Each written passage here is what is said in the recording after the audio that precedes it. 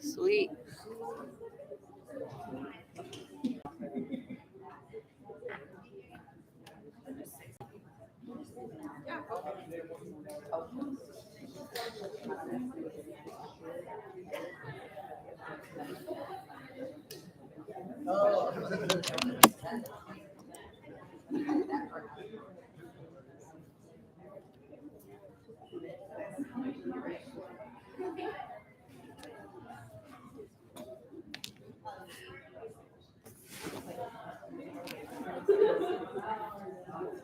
I can.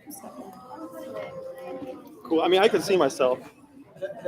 So just wanted to see the. Yeah, that's what I was thinking, like a little bit. Yeah, less headroom. Imagine I'm just.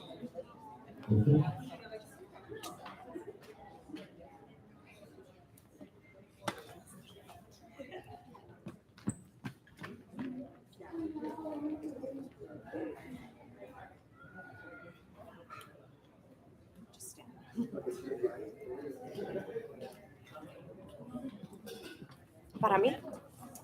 Hi everyone, thanks for being patient. We're just running a few minutes behind, but we are going to get started real soon. You're here for the panel discussion right now on colorism and body positivity in Afro-Latin dance culture. So thanks for coming. My name is Cassandra. I'm the operational manager for QALDF. So if you have any needs, please let me know. I do want to say, unfortunately, we were going to have ASL interpretation today, and at the last minute, a couple of our interpreters dropped out. So we don't have interpretation for this event. I do apologize. We are working on that. Tomorrow, we do have ASL interpretation for our performance lineup. So we will have that and let folks know, but for this panel, we don't. So thank you so much again for coming, and we're going to get started in just a few minutes.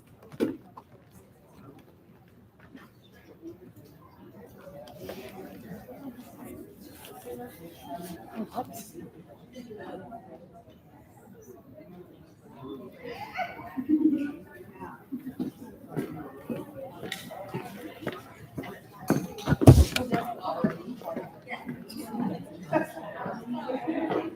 think they just moved the camera here.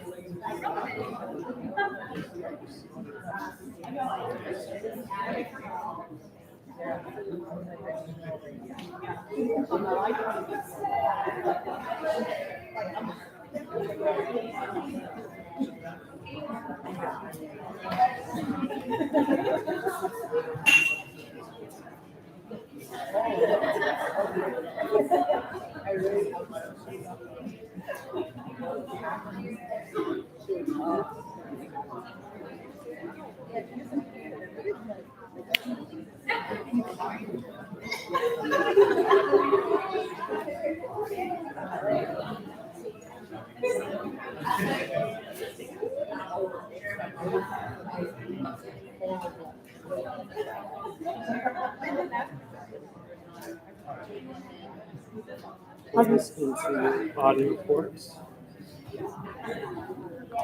And then do you have a headphone over there? Let's see if we can. You good? Oh, that's one. Wow. You better wave to the people. Hey, I'm in the panel. Oh, So great. it's working. Oh my God, our first time going live. I'm so happy. Happy. I'm sharing it right now with Shine, so anybody can Are join. you playing? Oh, no, Actually, make it 4. Yeah, because Did you get to at least go check out Please. the school? Okay. Good. So when I'm partying. I can't believe Oh, I just want to hear you. I thought you were Take Monday off. For sure.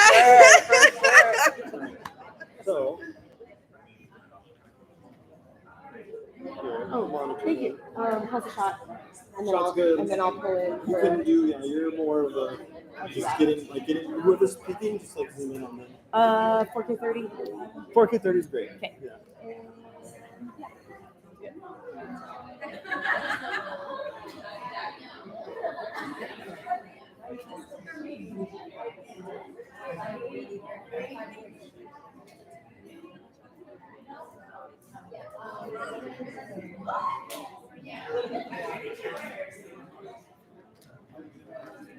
My white balance is 3,000. We need to get the audio. Yeah. I'm gonna give you some signal. You let me know. She's connected. Yeah. Okay, audio. Check. Hey, 1, 2.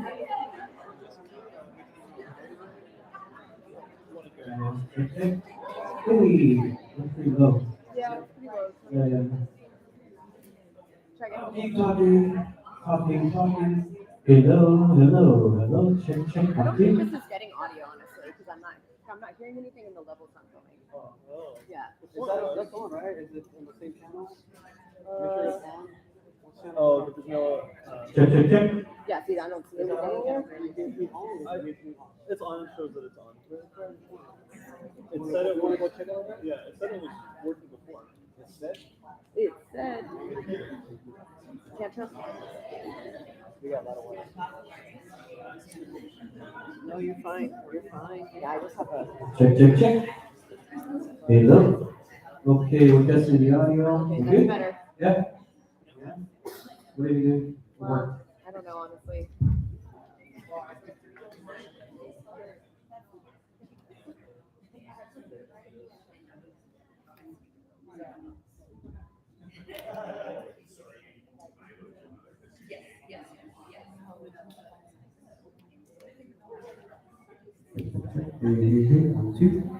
One, two. Yep.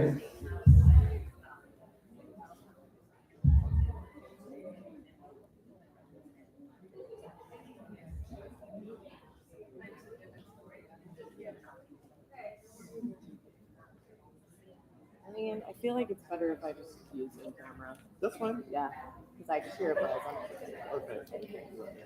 I'll just monitor the audio with you. Okay.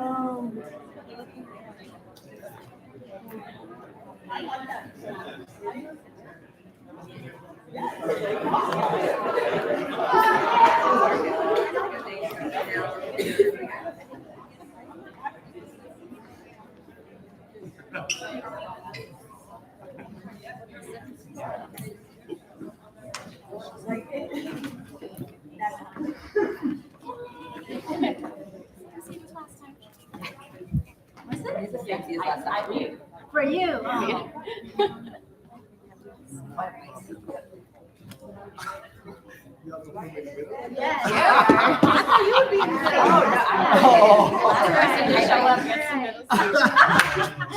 Right?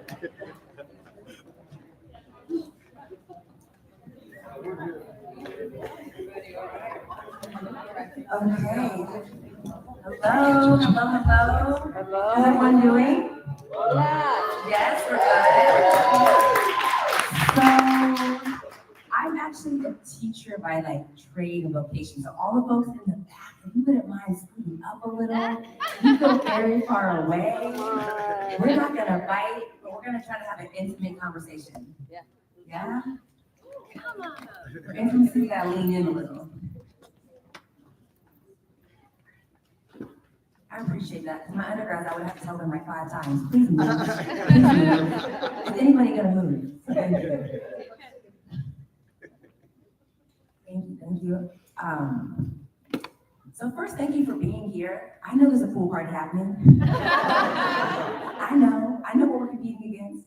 So I really appreciate you all coming and being willing to engage with us in conversation. So my name is Lissa Amir Stapleton, she, her pronouns, the wifey's in the audience. Excited that last year I got to facilitate this conversation and got to bring the family this year, so you'll see a small human coming in at some point. This is her first little conference, so just let her be. She's 2.5, she's excited to be here, she likes to dance, you may see her twirling, you know. She is living her best life right now, with my mother, so thank you. But let's go ahead and get started. We don't have, again, a lot of time, and I'm hoping we have some amazing opportunity for our guests to share from their perspective, but also for you all to ask questions, give your experiences, etc. So you'll see our topic that we're gonna dive into today is colorism and body image in Latin dance. And I wanna set up a little bit of just some community reminders. So first, just to be present. So if you have to make that phone call, you have to text, you know, just steps aside. Folks are sharing their lived experience and they're coming from spaces of sometimes trauma, right? And so we just ask you to be present and with us. Also, your ahas may be other people's triggers. So it's always one of these moments that you have folks in a space that have a lived experience and there's never an aha moment because that's just what you live 24/7, right? And you other people are like, oh my gosh, you're having this moment of like, you know, fireworks are going off of like, I never even thought about it that way. And so we just ask that you be sensitive to that, right? And so as you phrase your questions, we want to question, get engagement, just to be thoughtful about that. Recognizing concurrent truths and accept complexity. So again, we have these 2 really big topics we're going to try to dive into today, and there is no clear answer. There's a journey that I think we're all trying to be on, and that we're not going to solve it today, but we are going to hopefully dive in, give some perspectives, some hopes, some action that we want people to kind of engage in. But to also know that we have folks on our panel that are holding multiple truths also. Some that are having those lived experiences, some that are witnessing lived experiences of others, right? We're just holding all of that. Lastly, this is only the beginning. So again, expectations, we don't plan to solve all things, but we do hope that you leave here and continue the conversations as you, throughout the weekend and beyond. And then the flow. So 2 hours, we're gonna start off with colorism, right? And kind of getting a sense of what does that look like in the Latin dance world. We're gonna have a little bit of a transition into the messiness of both these topics. And then we're gonna transition into body image and kind of focus on that. And then we're gonna open it up for you all to share and ask questions and engage. Yes? Yes, loving it, okay.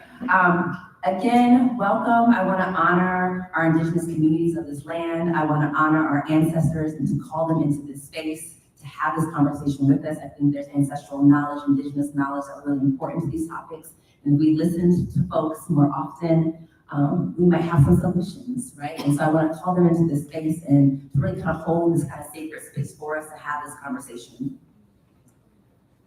We have amazing panelists, y'all. Yeah. They're amazing. They're amazing. So I want to give them a chance to introduce themselves. So you can tell us your name, your pronouns, and how you enter this space today, right? So maybe a little bit about your background, but how do you enter? Yes.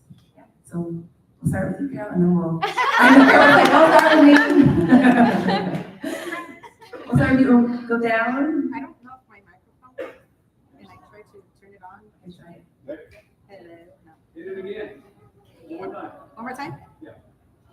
No, now the thing is off. Hello? No. Still Hello. there. Oh. Hello. Yay! Natalie, there we go. My name is Carol Maracas. Actually, Maracas is my artist stage name, so it's not my last name. But she, her. I'm from LA. My background is I'm Costa Rican. I am the director and founder of Dancers with Curves. Yes, and I've been in the Latin community for about 10 years or so as a professional dancer. Sorry, I don't know what else. Yeah, okay. Hello, everyone. My name is Derek Cruz, he, him. I am Puerto Rican, thank God, from Chicago, now living in Los Angeles. And I come to just shed a little bit of what my 25-year career in dance has been and what I have experienced with body image especially. Hi everybody, my name is Tom Ogunubito. I'm originally from Nigeria. Lived in Chicago for about 15 years, and then I moved to Denver, and I'm here from Denver. I teach salsa and bachata over there. And I left something very important out at the beginning of the him.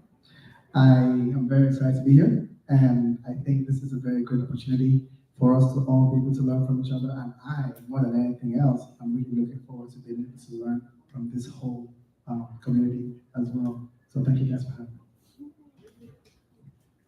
Hola, my name is Ana Tinajero. Some formerly known me as Ana Mazacote. My pronouns are she, her. I am a performative art curator. I'm a Afro-Latin dancer here, sharing my experience for the past 25 years. We're dating ourselves.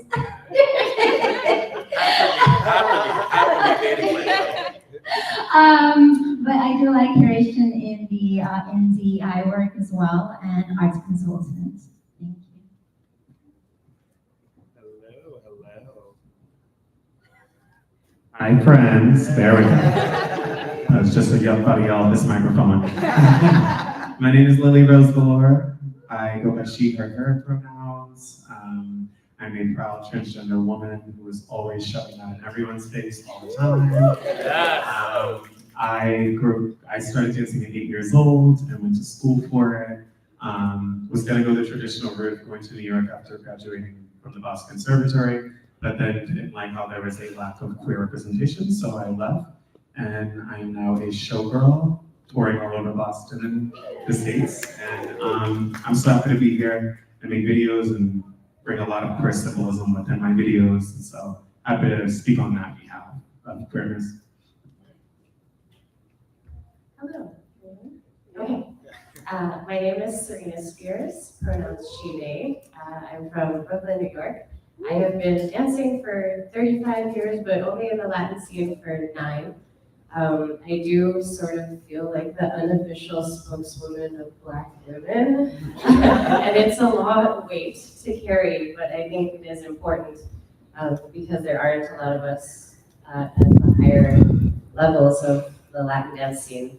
I dance all the things, Latin and not Latin, but I do think I focus on Afro-based dance, and I think it's important to respect those dances, to appreciate that they have their own technique, that they're challenging.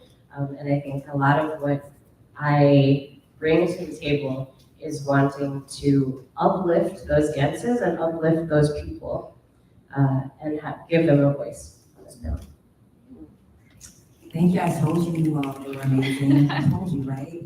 So thank you. So we're actually going to start with you and Lily. And so kind of an opening question is, what has been your experience with colorism in dance? Yeah, I don't mind at all. This goes, trying to again. All right. Here we go. So I love this question because it was a big part of why right after college I didn't go straight into the professional New York scene and the concert world. I felt like there wasn't a lot of representation, and I got a lot of bad feedback while I was in school. I fought to build a curriculum for trans and non-binary students so that the dance world would be more accepting. It was a lot of pushback for like 3 years, and then finally the team was open to talking and having a conversation. And so I think when it comes to colorism, I mean, I was doing more of a ballet track, and my teachers would always I felt like there was always a moment of like, they were always harder on me. And I felt like a part of that was like, oh, well, maybe they believe in me more, you know, maybe they just think that I need that, but I had already went through a lot because I got kicked out of from my family, you know what I'm saying? So I was going through a lot, and then I realized like other girls were getting other things and being treated nicely. And it was always like the white perspective, like the white girls were always fine, and they always had a very solid spot in classes and parts. And I never wanted to jump to any conclusions, but it always felt like there was something, I was always being battered down. You know, as an African-American woman, like, you know, my body is different, I'm structured, I'm also a trans woman who is enduring hormones at the same time as learning how to be on point shoes. And the whole time it was always about, well, you're too this, you're too dark, we don't have the tights to match your skin tone, the point shoes don't match. You're too structured, you're not skinny. So I would say that was my experience in college, and it left me really traumatized and afraid for the rest of the world, like what life could be after. And it made me question kind of this profession. And I love this profession. I love to dance, I love to move. It's our form of expression. Later got into the rest of the world and realized there were more queer people like me outside of college. And it was an eye-opener to me. So that's kind of been my experience. Not too fun. I've had a lot of just going back and forth with professors. But I went back recently and I saw that they changed a lot. So I guess that battle was worth it. No, thank you for sharing. For those who, do we have a community understanding of colorism? Yes, yes. If not, we have the PowerPoint slides on the sides, right? So I want to make sure that we're not using language that folks don't feel like they can connect with. But really, we're talking about skin color or hair type. Like you mentioned about the tights. I also grew up dancing. Same thing. I was one of maybe 3 Black children in the whole dance studio. So like, again, nothing ever matched. But it's not just about the matching piece, right? It's about the sense of belonging. There's so much more that comes with the fact that tights don't match. Yeah. It's so much more than that. So thank you for sharing. Thank you for sharing that. Serena, what are your thoughts? Okay. Is this specifically in dance? Colorism in dance? Technically, yes, but if you have context, but again, I think, again, those lines can get blurred and you have a lived experience, so please share. Okay. I do think that I have experienced colorism my entire life, and that a lot of isms are more apparent in that with colorism, there is this sense that people don't believe you and you don't want to jump to conclusions. You don't want to assume that the person is doing it just because of your skin color, because that's ridiculous, right? But there is a feeling that if it's not that, then what? You know? And I grew up with a father who told me I have to be the best at everything, with an understanding that because you are a Black woman, you will have more trouble in life, in all things, because people will hold you down. And so you have to be 5 times better at everything so that they can't change the game on you. Because if you're only good at one thing, they'll say, well, now this is the new test, because you're not good at that, and we can change this. And so I think part of my developing in all realms was a feeling that I can't just sit in one thing. I can't just be good at one thing. I can't even, I can't be mediocre. I can't just enjoy the thing. I have to be great. And I can't just be great in a siloed specific way. I have to be great at everything. And that is a huge weight to bear as a Black woman, knowing that people will hold you down and you're just not sure who, you know? There's this invisible enemy that is, you want to meet people in a very open way, but you also see that sometimes people do it in a way they don't even realize. So one of my dance examples is joining a team and having them, and I think this ties also into sort of body positivity, so we can talk about it a little bit later, but the idea of having all of your performance criteria fit for a white world. So your tights look good on white people, your makeup looks good on white people, your hair is done in a way that is easy for white people to do. My hair doesn't do that. What do you expect from me? I have to buy hair that looks like a white woman to fit into your world. That tells me I don't belong as I am. And having that coming into dances, I started in Western dance as well. And seeing this in Western dance, I thought, well, I just don't belong here, you know. Ballet is not for me, modern is not for me. I did study Western dance in college, and I thought, okay, maybe this just isn't my track. I really enjoy African dances. I will shift my focus to places where there are more Black people, more Black technique, more Black just culture. And then I came into the Afro-Latin dance and I realized under the surface, there is still this understanding that Western technique is king, that white people are better in some way, and that if you are going to perform in this realm, but not even perform, if you're going to social dance, you're still gonna run into these stereotypes that, like I went to a festival in Warsaw, Poland, and it took me 2 days for people to start to ask me to dance because they saw that I was good enough. And it falls into this needing to be better than everyone else to get recognized, because if I was just average, they wouldn't ask me. You know, because they saw me and they assume I'm not good. And having that, like, is it because they don't know me? Is it because I'm not from here? Is it because I'm not dressed a certain way? Or my shoe's not right? Is my, you know, like having these questions in your head of like trying to check off a list of things that it can't be, so that the only reason that they would exclude you or avoid you or not raise you up is because you're Black. Like having to play these mental games in a space that you just want to enjoy, and that belongs to your culture. That's a whole nother level. Like if you're in someone else's house, like it sort of feels like Western technique. You're like, okay, it was built for them. My body type is not built for this, or whatever excuses they have for not including me. But this is my dance and I'm still getting excluded. That's a mess. Which is a whole, we don't have time to dive into anti-Blackness, but I want to name it, right? We had a little bit of time to talk about it last year, but I think that these topics are not siloed, right? So I think we can't fully talk about colorism without anti-Blackness also. So hold it, hold it, right? I want to acknowledge it, I want to name it, and know that we can't fully dive in, but that it's very real. And it's again, all kind of blending back and forth. So thank you so much for sharing. So I want to jump over to Anna a bit and ask, you've been in the dance world for a long time in terms of being a performer, a teacher, behind the scenes organizing large events. What have you witnessed in regards to colorism in the Latin dance world?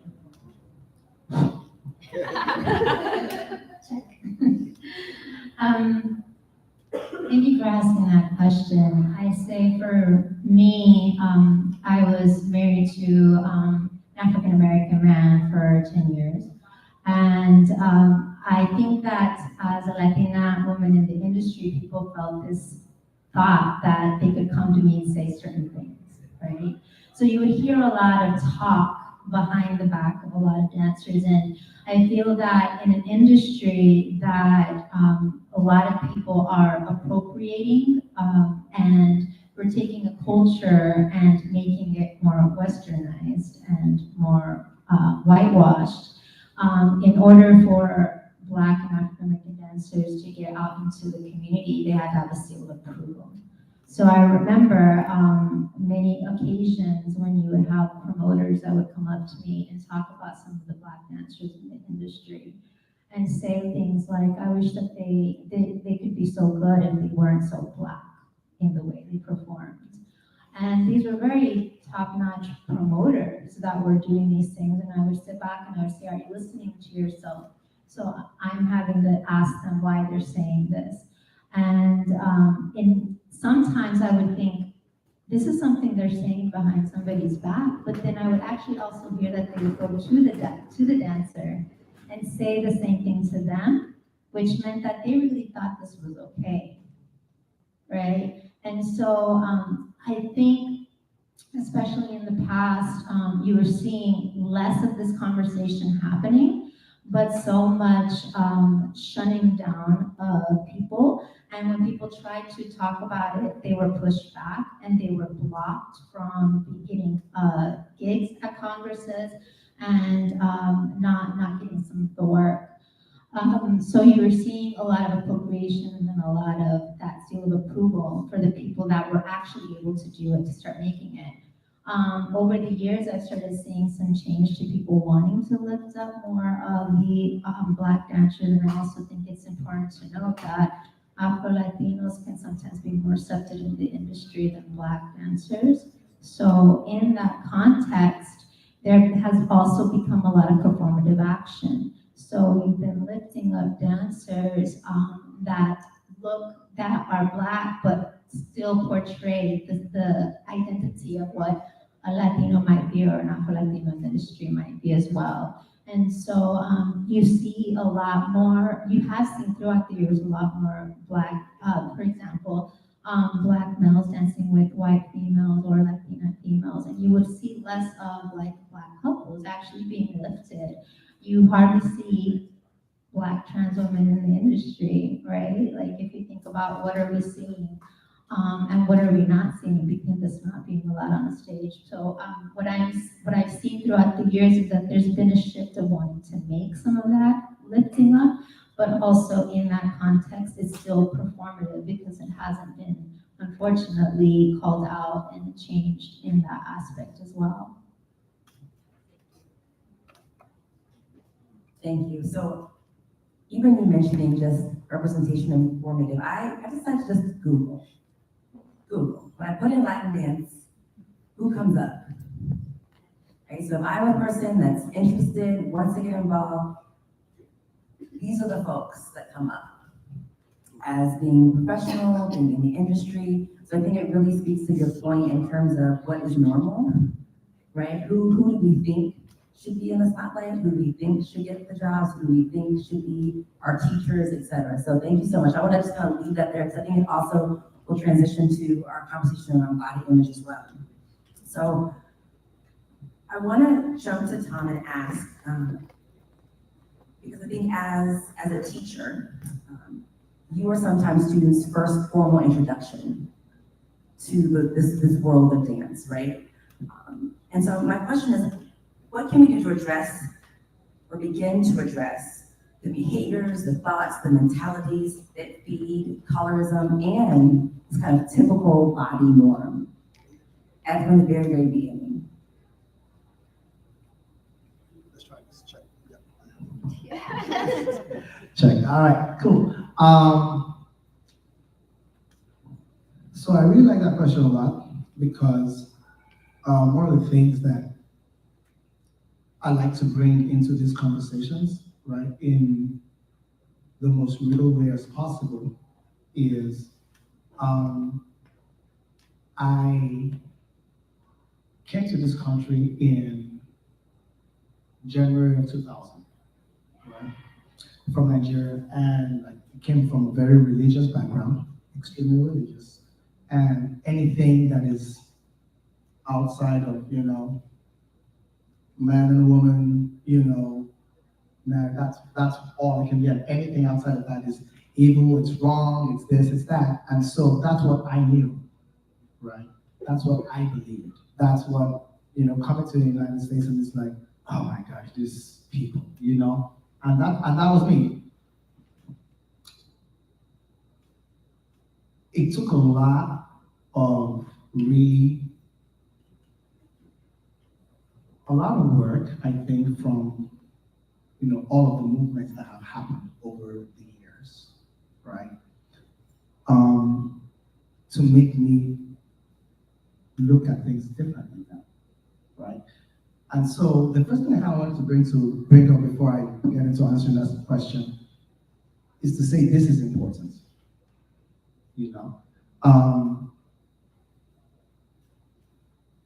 the acceptance that I think that I'm working on, right, and that I have plans to working on, right, is something that comes from me being surrounded by people that talk about it and people that it's like, hey, you know what, this is a thing, and it's like, it's in your face, and it's like, it's in your face again, and it's in your face again, and it's like, oh my gosh, come on, man, you guys, stop talking about this so much, it's fine, it's just gonna be okay. And it's like, no, it doesn't just get fine, and it doesn't just get okay, it has to be discussed, you know? And so I'm very, very grateful at least for that and for the opportunity for me to be able to learn. And that's why for me, I'm really a lot more about learning.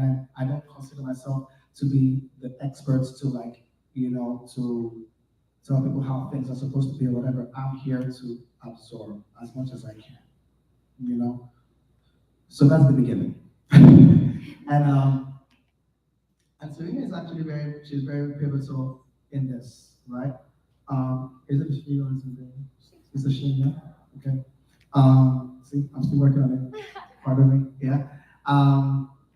Very pivotal in this, in that there are many situations, right? And posts and things on Facebook, and I follow the posts, I really do, you know? And sometimes I'll like send a message at like 2:30 in the morning. So are you still up at this time, you know? And I'm like, oh, it's 4:30 in your place, how are you still up, you know? And one of the things that was brought to my attention, right, was this idea of, you know, Black women getting asked to dance. That's it, just that, boom, let's just put that as a headline, you know, and how that was something that was a thing. Let's just start from there, all right? But then in my mind, I'm like, come on, man, it's like, I don't go out there and like, you know, specifically choose not to dance with Black women, right? But then I'm confronted with this, and then I'm like, sometimes I go out and I go and I dance, and then I do a quick audit of myself, right? Maybe I've had like about like 7 dances in, 10 dances in. I went to the bar to go, you know, get a drink, and I'm like, how many Black women are here? How many of them have I danced with yet? Right? And it's like, oh, it is a thing. Whether or not is done consciously or unconsciously does not make it not a thing, you know? And so these are the things that I'm learning, right? And how it segues to the question that you had asked is, now we have the schools and we have, you know, the academies and we have, you know, the things, right? And I think for me, the biggest part of how to address the colorism and, you know, and the image is really making the individuals feel seen. Now, how does that happen? At the end of the day, we know that feeling seen is exactly that. It's feeling first, right? Right? And I cannot feel for you. At the end of the day, each individual is responsible for their own feeling. True that, right? But the environment that I do create can feed into how the feeling, you know, is felt. And so one of the things that, at least for me, because I believe that a lot of this is more about like, it's like trickle down values, you know, kind of how do you take care of this situation from the top and work your way down in the way people actually, the way people interact, the way people, you know, talk, the way people, you know, accept, the way people, you know, view, right? So I always start with me, right?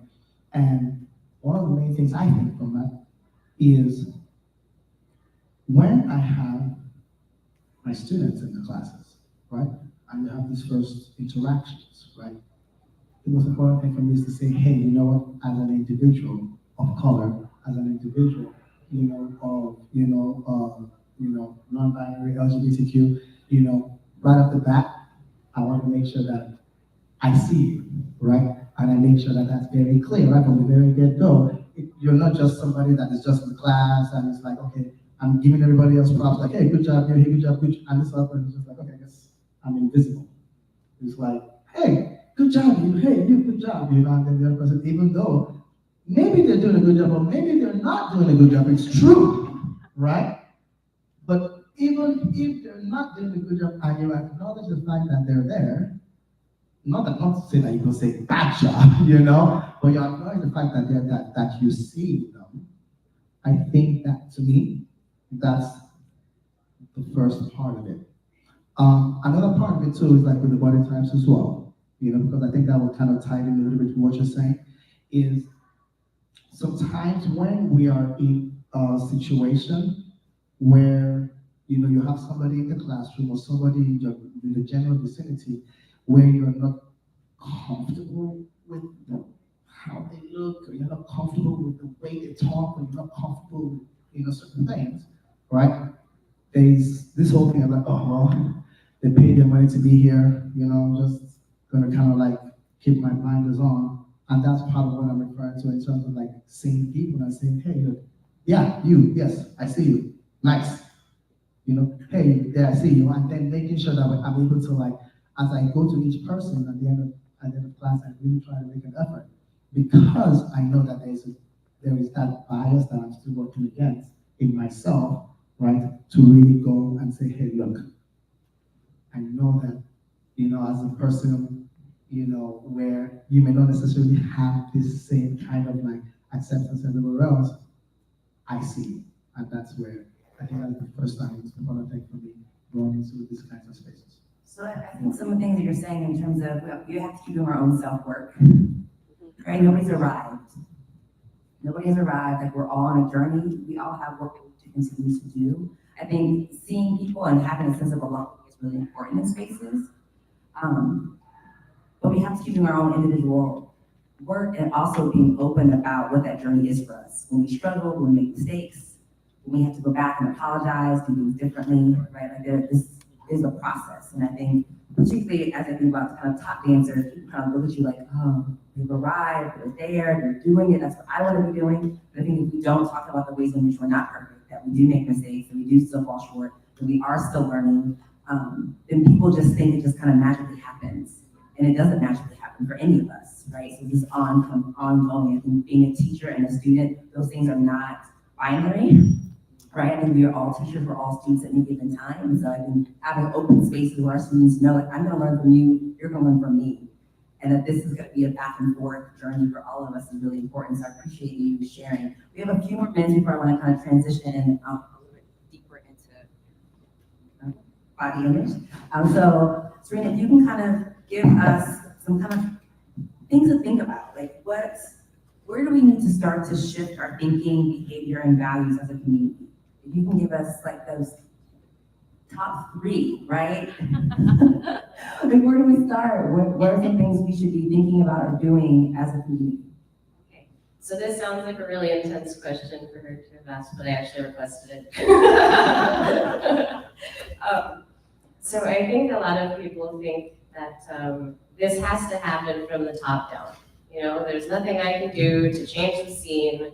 It really has to be festival organizers inviting Black dancers to get them up on stage so that there's representation at the top, and representation at the top will bring in dancers so that they see people that look like them and they feel comfortable coming in. And so it's not my job, you know, but I also think that as individuals in the community, you can make a difference. You can make a difference to each individual that is here, that is struggling to be here.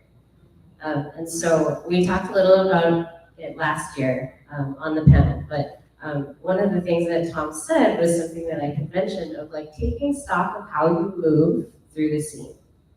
Who do you have a tendency to gravitate towards? Who do you have a tendency to talk to? Who do you want to connect with when you go to a place? Who do you feel is a valuable connection? Is that what you feel that you are doing? Because it's a very human trait to want to connect with people that look like you or who have shared commonality. And it is a challenge to get outside of that and reach out to other people, but especially for the queer community, we have an understanding of what it's like to be othered and what it's like to feel like the only one at a social who is different and to stand out and to have to be the one feeling like, I wish people would reach out to me. I feel like I don't want to always have to be the one to reach to others. So we have an understanding that it is complex and there are a lot of layers to to these differences that we have. And so the most challenged community is the non-male, dark-skinned, Black dancer, especially queer. You know, it's like layer upon layer upon layer of challenge. And so especially here, I would love to invite you to see who is not dancing, who is standing on the side, who do you have a tendency to ask, and then reach outside of that and see the people who are not being asked and invite them. We have to create community, you know? And you think that maybe your voice doesn't matter, but organizers listen. They think they know what everybody likes and they think they know who to hire. But honestly, if more people raise their voices, I want to see so-and-so on stage. I want to bring this person in as a teacher. I think what they do is really valuable. I had an amazing time at this festival. Your voice on social media, like talking to your friends, talking to teachers in your area, that brings interest of like, you know what, let me go like look at their social media and see who they are. And then we'll bring them in. You know, like you can create a tide that will change the shape of the community. You, as an individual, can do this.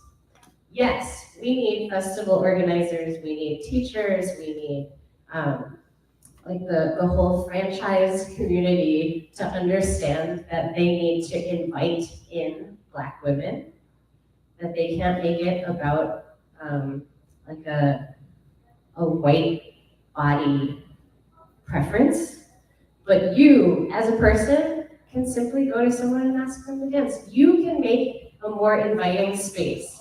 Like I had such a challenge dancing in Brazilian Zouk because it is not Black at all in New York City.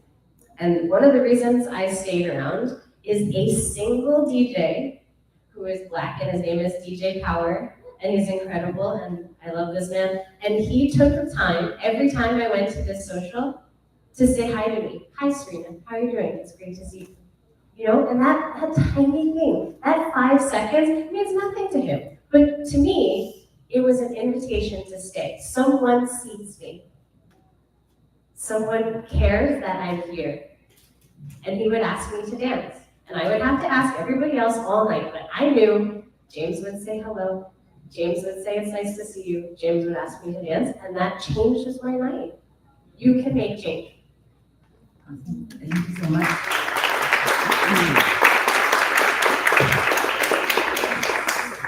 With that, we're going to transition over to body image. So again, these topics are really like cousins, right? We're still in the same playroom, really. So as we think about body image, as we think about what it means to have a normal body, I was sharing with the panel earlier that around colorism, there's a lot of anecdotal stories and perspectives. We don't have a lot of kind of collective, documented, like 75% of people feel this way, right? It's very kind of personal stories.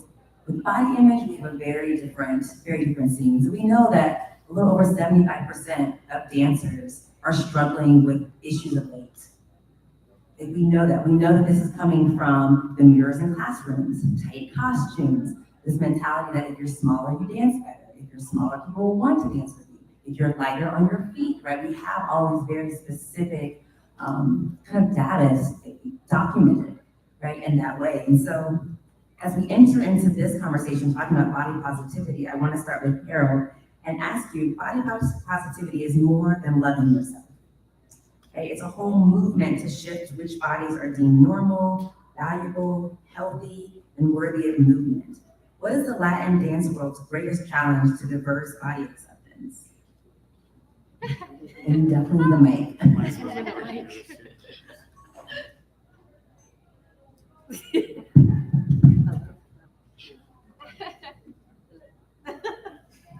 Hello? Okay.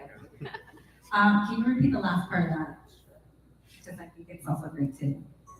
Absolutely. The whole question? Just it's hard? Okay.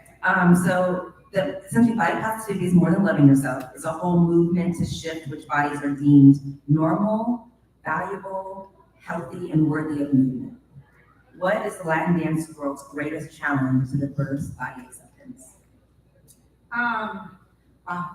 It's it's a very loaded question because I kind of want to share a little bit of kind of how I got here, as far as like being seen as a professional dancer, because even that in itself is like mind-blowing for me. Because I honestly worked, I'm 41 years old.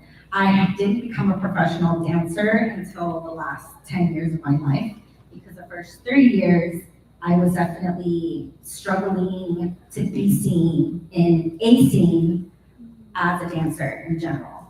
I think a lot of things transcend from what you were talking about earlier about working extra hard to kind of make up for the way that I look like, because for my mentality, I was more so, okay, I gotta train harder, I gotta make sure I train in different genres to make sure that I am seen and that I'm worthy of being seen, because I know that I don't look the same as everybody else that is, getting certain parts. The commercial scene is completely different, and I know people probably will touch a little bit more on that because I actually shied away from the commercial scene for the same reason, is because I didn't feel like I fit that mold.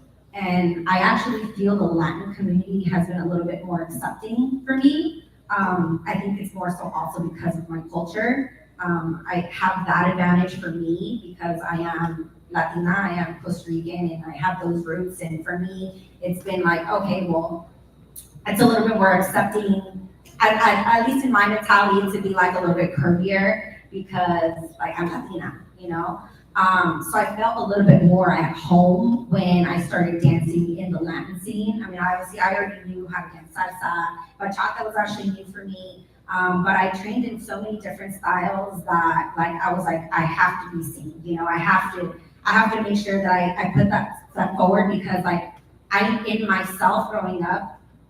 I'm very lucky, to be honest with you. I have parents, I'm an only child as well. And it's a very conceptual that only children are spoiled. And my parents didn't do that for me. They're like, no, you need to work for your stuff, make sure that you put yourself out there in a different perspective, because I don't want anything handed to you just because you're an only child. So that was already like my work ethic, I'm gonna work even harder to do that.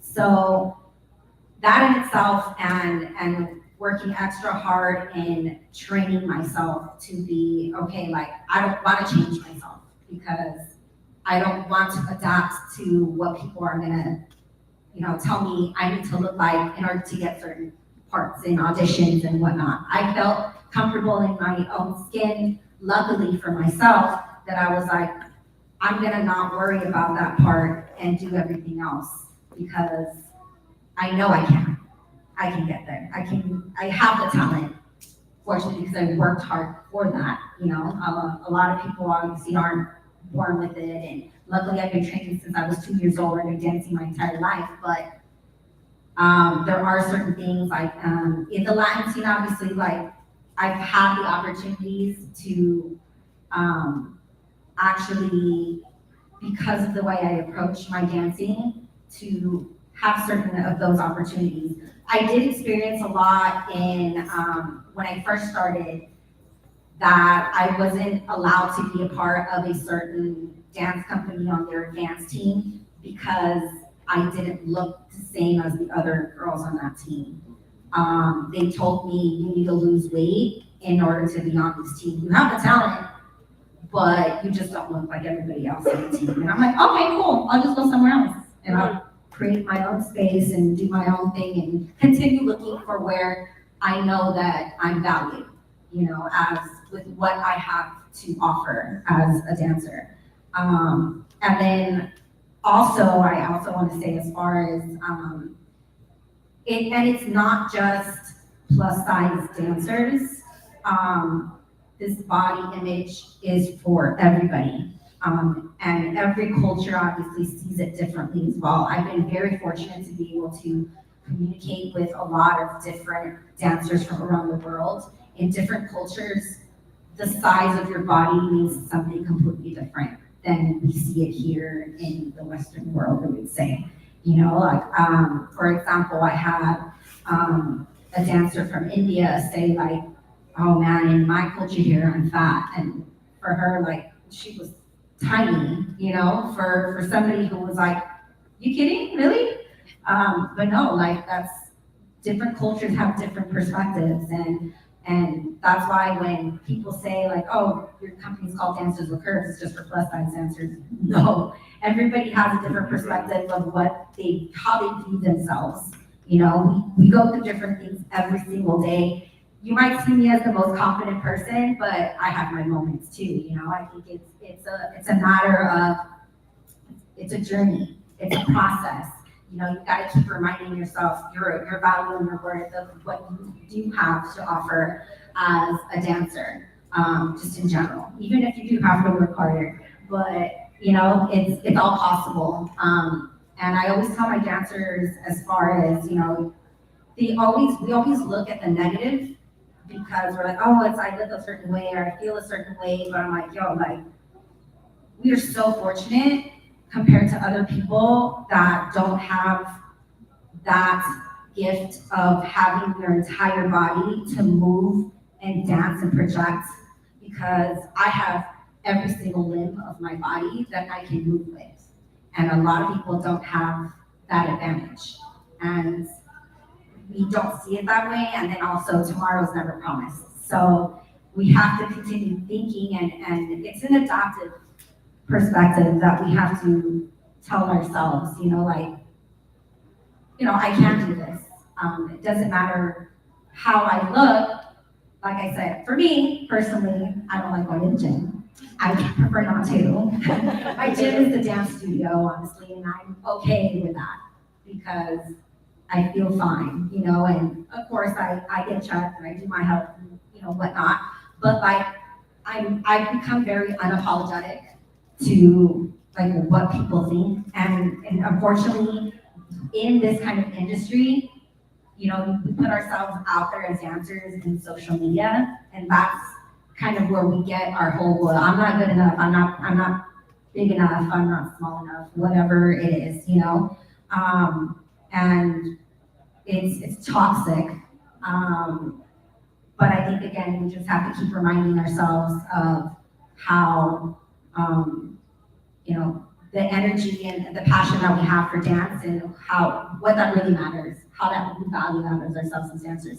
In the Latin community, I think we're doing a better job, honestly. I think with anything else as well, it comes also from the top to the bottom as well. I've been very fortunate for a lot of promoters that they recognize what I have to offer as a dancer, and I think that should hopefully continue. There's so many amazing, talented dancers that have just different body types that, for me, it's a matter of like, what are they gonna offer me, and those skills, and how they just, I don't know, bodies are just so amazing to me sometimes. Like, it's just like what they're capable of. And we just have to, I guess, believe in that as much as everybody else believes in. You know, I don't know, I just went on a tantrum with that. No, I do think your kind of thoughts around body positivity being, like, you know, I started off with this, more than just loving oneself, right? Like, it's about being able to appreciate the body in all the ways in which it shows up, right? Whether that be having all your limbs, or having disability, or you're tall, you're short, like all of these different ways in which the body shows up and operates, exists in this world, has to be okay. And I think that's the beautiful thing about the body positivity movement, is that it does push us beyond that, thinking about the body as a unique entity, right, that has ability in lots of different ways, and to think about ability even broadly speaking also. So thank you so much for sharing. I want to jump to Lyric and even think a little bit about your involvement just like globally in dance over time. What have you seen in regards to body image over the years? And to really kind of take us outside of like this US context, like what is happening, or what shifts do you see, positive or negative, around body acceptance globally in dance? All right, so for me, my dance journey started at 9 years old, professionally at 17. First, just a little bit of what Carol said, I also think that growing up in a Latin culture, we have a very toxic way of giving backhanded compliments that were, yeah, we all know, right? You always had that aunt or uncle that said, wow, está llenito. You look like you're getting some weight there, huh? Not knowing how humiliating that was in those moments, right? I still get comments on my Instagram that say, damn, for a big boy, you know how to dance. Well, I thought I just knew how to dance. And I've never been a fan of the prefix to anything. And I grew up in this Latin dance scene when it wasn't popular to be openly gay, and I walked into it openly gay at 17. And it wasn't popular to be a big boy who could dance with a headline female dancer in this scene. And I did that, you know what I'm saying? But that all came through this incredible gift that the universe gave me, of having a tool to self-empower, even in the most defeating of situations, So once I entered this scene, again, all the compliments always came with a subject to my body. Oh my God, you dance so fast for a big boy. Oh my God, you dance so powerful for a big boy. I just could not understand why they couldn't get over this shit. You know what I'm saying? Of just having to always marry it to that, right? But, nothing was greater than the power I felt through my dance, right? Because when you're so meant for this calling that's for you, none of that could derive where I was gonna go with this. Now, globally, what happens? When I started touring, oh my God, I experienced a lot of fat shaming, especially in Europe, and shamelessly, they fat shamed me. Or a promoter who would, I'll never forget, the year had to be like 2007. At that time, I was touring with Grisel Ponce, one of the most beloved women in this dance scene, who, did so much for the female dancer. And we were on tour in Italy, and literally our tour manager, I remember one day approached us and were like, oh, they just canceled this gig. And, we right away said, well, why? Everything has been sold out. We have been doing so well in every city. And it's funny, the promoter we were working with from the States, he was also a very crass personality. But he says, well, the guy from the nightclub said that fat people don't dance in his club. Oh, yeah. But in Italy, this is not foreign. In Italy, this is very common. And I was the exception. Again, when I talk about the people that were headlining the years that I was touring in the salsa world, it was obvious that I was the big boy out of that entire lineup, right? A big boy who was also happily gay. That fucked them all up. Like they could not understand how I could be that happy. Because I did not let them steal this from me. You get me? But I know that I was fortunate to have that. Not every kid has that, and not every kid is supposed to have that. That is such a tough armor to build. Me, it's because I grew up in one of the most gang-infested cities in Chicago, inner city community, where I had to fight to be respected, to not be humiliated every day that I walked out of my door. I grew up in the years of gay bashing to its fullest, to where people drove around the neighborhood to just come and try to attack us. I came out of the closet in 1995, I was 15 years old. And because we want to find our safe space, we tend to find a few more peers who are coming out, and then we're together and we want to do everything together, but that everything together was looking over our shoulder every minute of every day, of every bus stop, of every train, of everything that we did. It was, so I came with that armor on, so it was a little hard for anyone to really break me when it came to that. And, also when it came down to, when I was classically training, of course, it was tough to put on those hideous tights for ballet, right? Which I can't tell you how much I loved that part of it. But, whenever I was in those dressing rooms, and again, I think I was also fortunate that my upbringing in dance was with a lot of African-American mentors, a lot of African-American dance schools that were led by African-American teachers, which made it a lot more welcoming for who I was and what I was walking in with, But globally, they're still exactly where I left them. You know what I'm saying? Now, of course, people treat me very differently because of what I've accomplished and my accolades, which to me, I just wanted to be respected for being a good artist. And an artist who had depth, an artist who loved his calling, an artist who knew that there was nothing else more that I was gonna do in this world but dance. That's where I wanted the respect to come from, But, that's the battle, right? That's the battle for all of us. And, I'm so happy that these conversations are even happening because when I started this, never. I had promoters in Puerto Rico who strongly supported my career, but literally would tell me, once they started booking me a lot, like, chill out on the gay.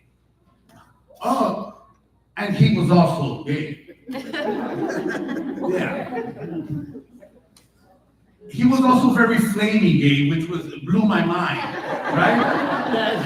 That he would literally say, listen, Andy, people are really liking you, they're liking what you're doing, but you gotta, I was also a safe haven for a lot of gay kids.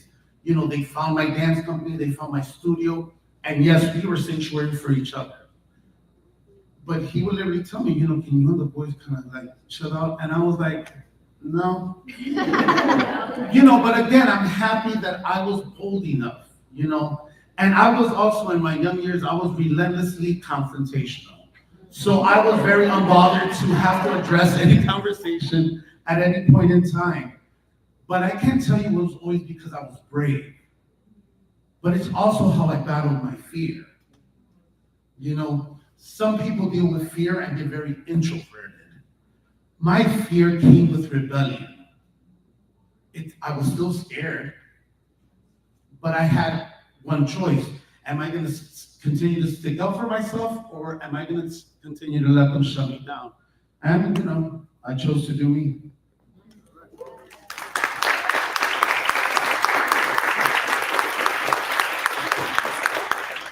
Thank you so much. I think all of our panelists thus far, as they talk about their journeys and perspectives, the extra that's needed to happen for them to be where they are now, right? Whether it be, I have to be better, I have to have my own internal armor, I have to be my own different self-talk.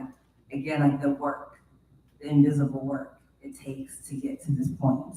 It doesn't just happen. So when I think about younger people who are struggling and not quite sure how do I navigate this, all that inner work is exhausting, right? It's exhausting. So thank you again, all of you, for sharing. I want to jump over and talk a little bit about kind of a really good kind of segue from you, Lyric. I believe one of the greatest gifts queer and trans folks give the world is the ways in which we push back against binary thinking, binary being, right? And just kind of continuing to question norms. I can't do that for you. It can't be like that. That's not who I am. This is constant, there's got to be more. Colorism and body critiquing have been normalized for a very, very long time, right? And it feels like spaces that need to be cleared, that need us, right? And so Lily, I want to ask you, I know your dance form often has queer symbolism and history, and you weave this in to continue educating and resisting anti-trans and queer ideology. So how do we use who we are, just literally showing up in the world as who we are, to impact colorism and body image like we continue to do for gender and sexual orientation? Well, we loud. So I think that a lot of, why I chose to, when I'm speaking about gender and being trans, so I choose to put it in everyone's face all the time, whether it's in video form or my performances. I think I do that because a lot of the hate that comes from people is just insecurity and projection about things that they don't understand. And so I believe in putting it even more in their face until they understand. You know, it's like they can hate me, they don't have to talk to me, but come on, everybody deserves simple respect. So that's why I do it in my videos, that's why I do it in my day-to-day when I'm talking to people, or that's why I wear my pink, blue, and white colors random days, just for people to see that we're still here.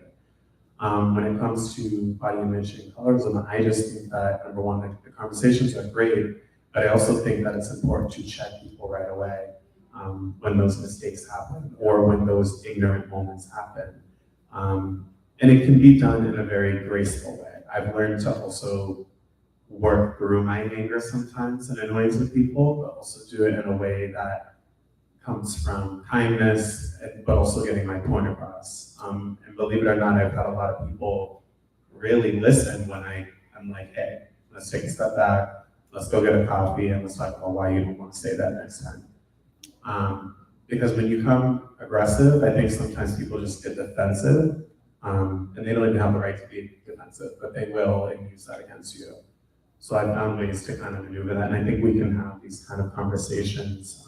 We can also tell them our experiences and why it's damaging to our daily lives. When someone misgenders me, and I'll speak in the gender perspective, when someone misgenders me and I've had it happen, that can put me in depression for weeks because I've done so much work to get just this body and how I look, or I've done all this work to uplift other trans girls. It's like, why are people not getting it? It's the same thing with colors, it's the same thing with body image. Like, people need to realize there's been a journey, and I think that we also need to know how to take breaks. Like, we can't always be advocating for everybody. And sometimes the people who are allies and the people who are comfortable need to start stepping up and speaking up too, you know? So I think that, you know, just having these conversations and also correcting people, but then knowing how to take your own breaks and kind of, how do you say, decompress.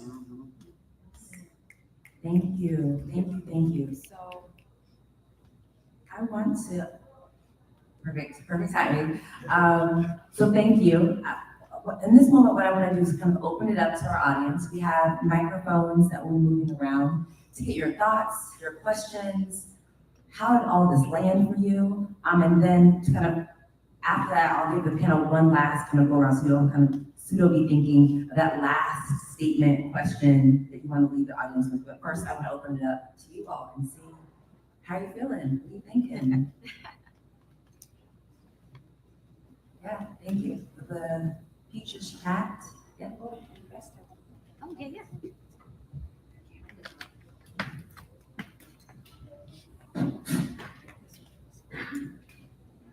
First of all, thank you so much, everyone, for everything you had to say. I really appreciate the fact that this panel exists. So shout out also to all the people who developed this, Jahida and all the associated people, and also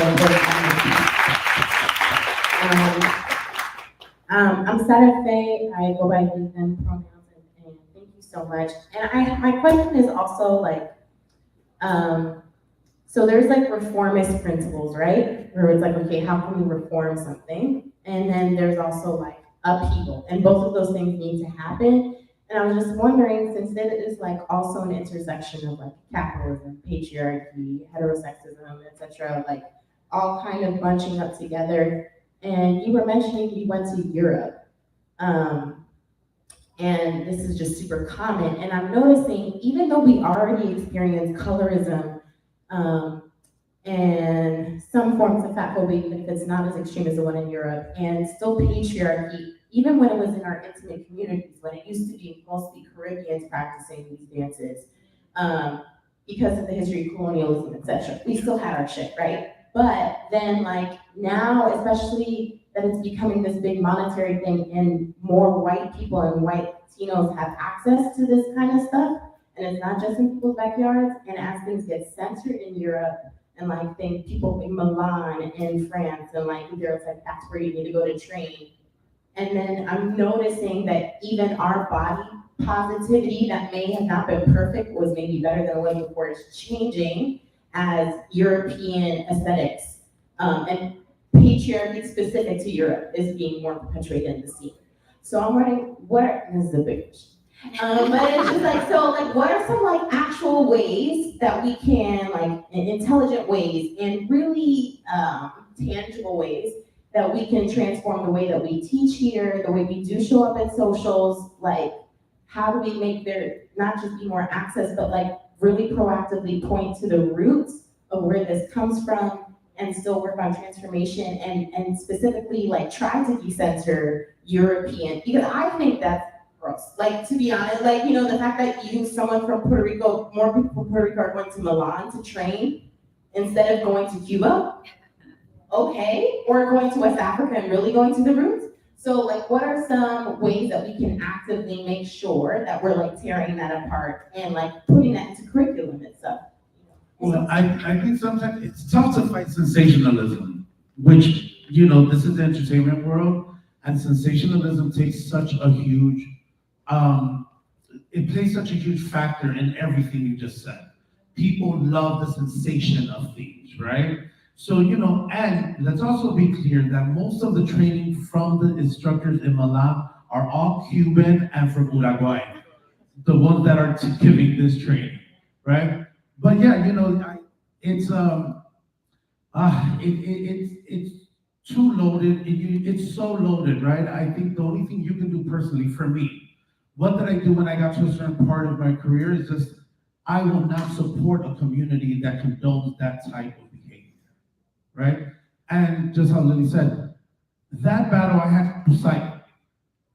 I didn't do it out loud. I knew that this is how I was going to contribute to what I needed to, and it was not to ever support or repost another thing that supports that kind of narrative, you know? And I think it starts there, because once it starts hurting the dollar, then people listen.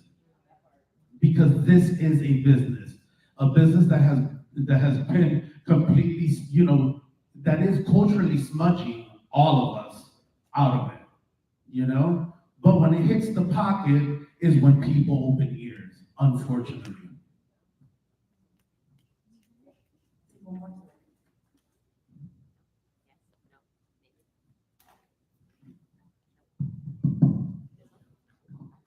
Two of these things work. Just put down the ones that don't work.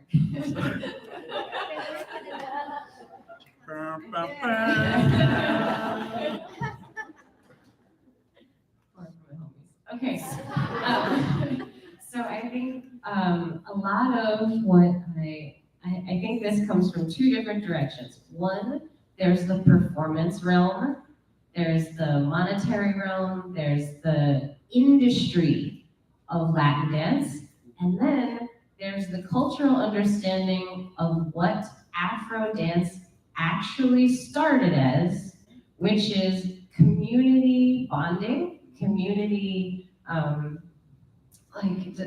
this concept of dances for everyone.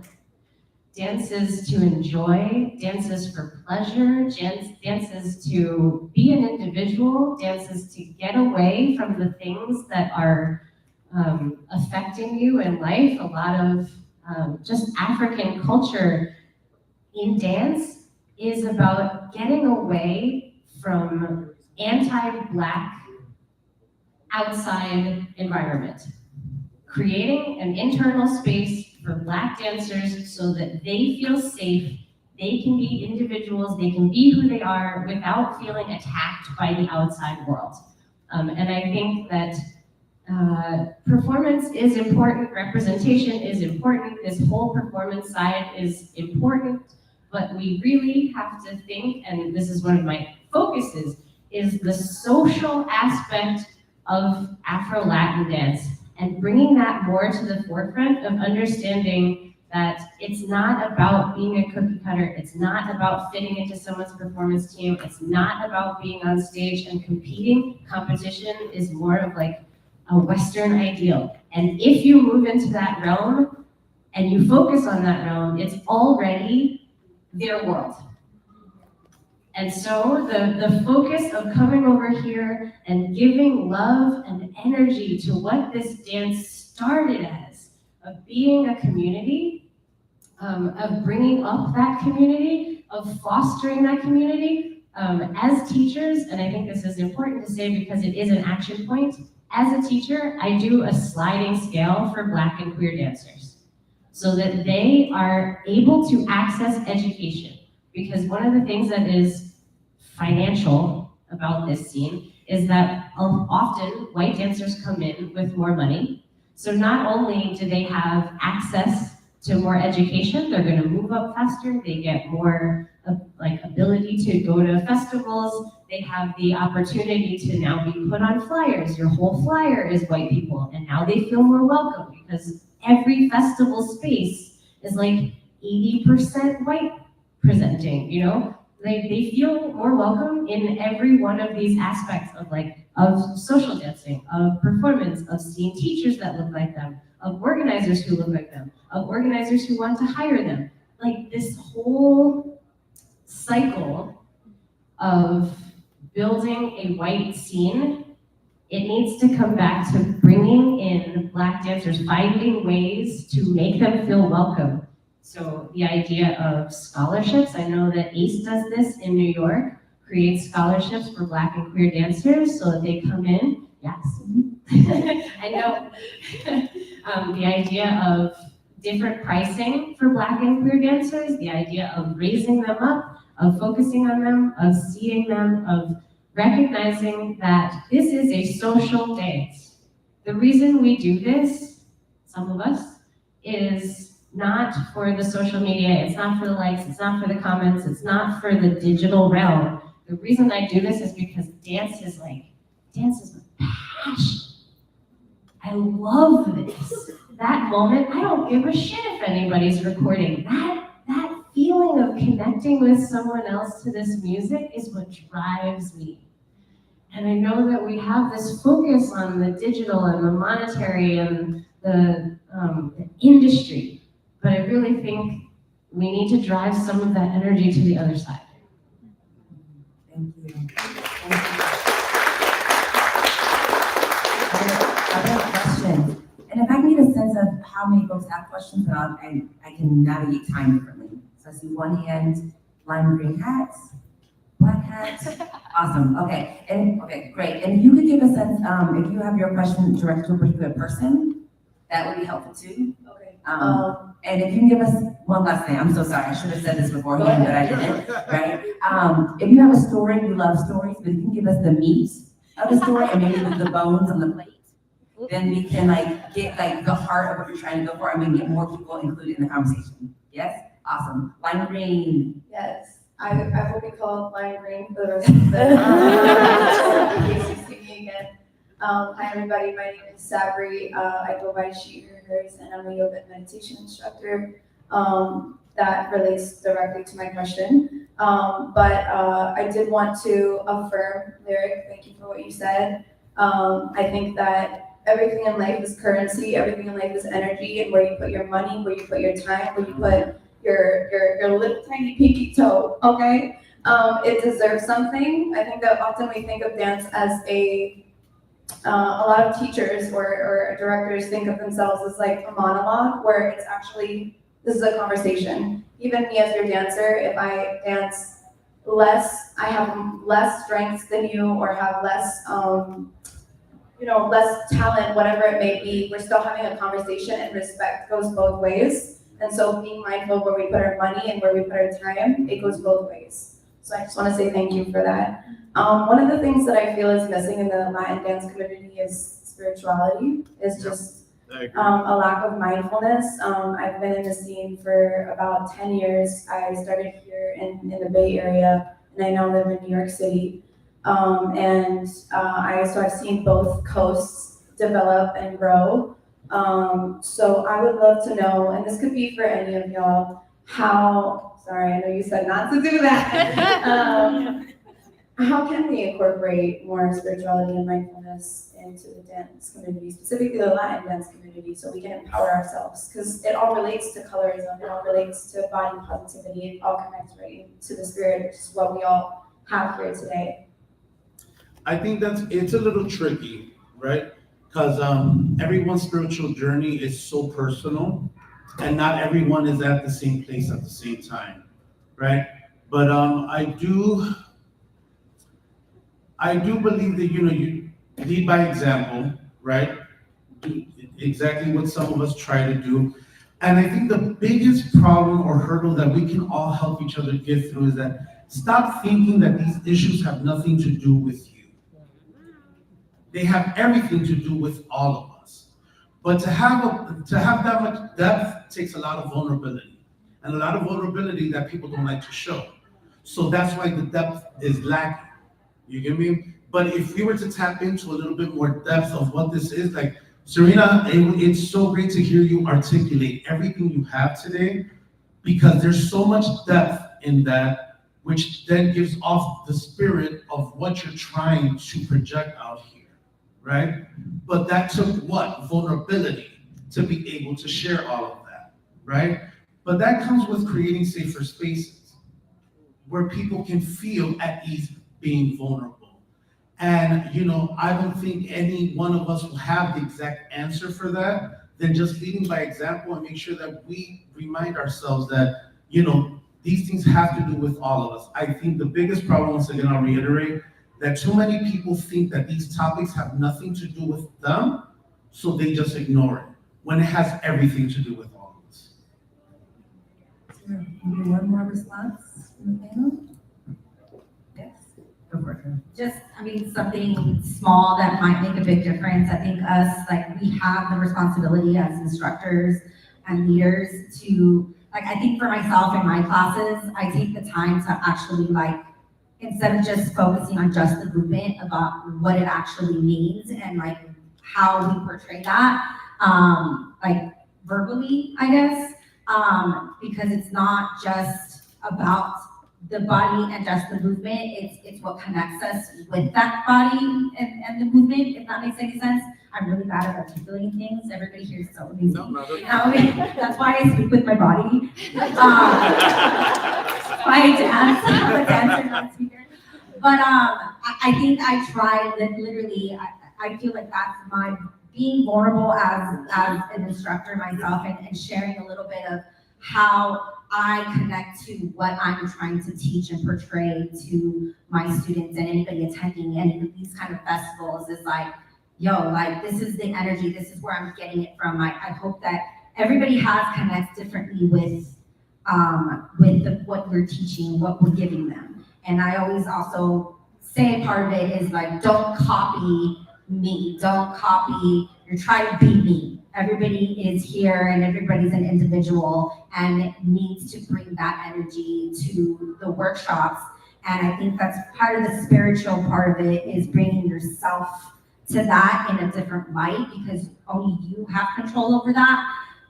And my part is kind of giving you the little parts of it to kind of put that together, if that makes any sense. And also trying to articulate that verbally and be connect. Don't just move. So I don't know if that makes sense. I have one little thing to add, if I may. I've kind of moved away from teams since I think about 2021, because I wanted to focus a lot more on my academy and just really getting a good curriculum for social dancers. And then maybe later on I might go back to teams again. But one of the things I used to do with my teams, I try to make it a point to do it every rehearsal, is to really have to try to incorporate that moment of, okay, we're about to get into this rehearsal, and we take 5 minutes, and we're just everybody's here, all right, cool, and it's an important part of the rehearsal. It's not like you can choose to come to rehearsal 5 minutes late because you know that the first 5 minutes is going to be a time for mindfulness, but it really was one of those things that I, tried to, and it was right around that time, I would be honest myself, where I felt my spiritual awakening as well. And I feel like not everyone is necessarily at the same point like you were saying, but I think part of what I believe that we people who have, at least started that journey can do to effect change is just, hey, look, you're here. All right, everybody. Okay, everybody, we sit on the floor. Close your eyes. Think about something that you're grateful about. Everybody can do that.